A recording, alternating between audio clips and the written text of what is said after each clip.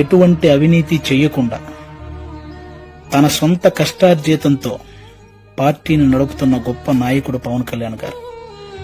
అలాంటి వ్యక్తి గురించి మన శత్రువులు మాట్లాడినట్టు మనం కూడా మాట్లాడితే నిజంగా బాధ అనిపించిందండి.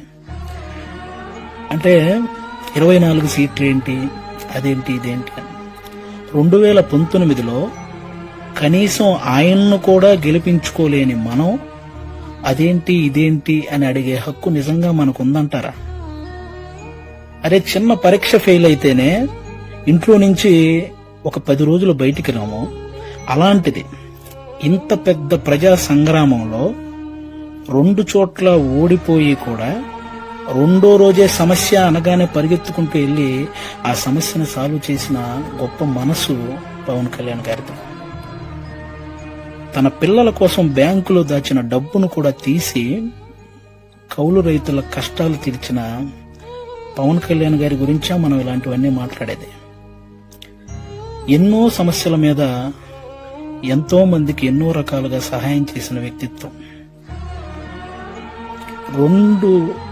రోజుకు 2 కోట్లు తీసుకునే ఒక స్టార్ హీరో సంపాదించిందంతా సహాయ కార్యక్రమాలకే పెట్టేసి ఆల్మోస్ట్ అప్పు చేసి మరీ ఒక పార్టీని నడుపుతున్నాడని మీలో ఎంతమందికి తెలుసు?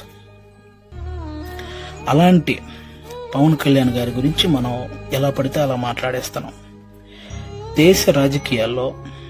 దేశంలో ఇన్ని రాజకీయ పార్టీలు ఉన్నాయి, ఇంతమంది రాజకీయ నాయకులు ఉన్నారు.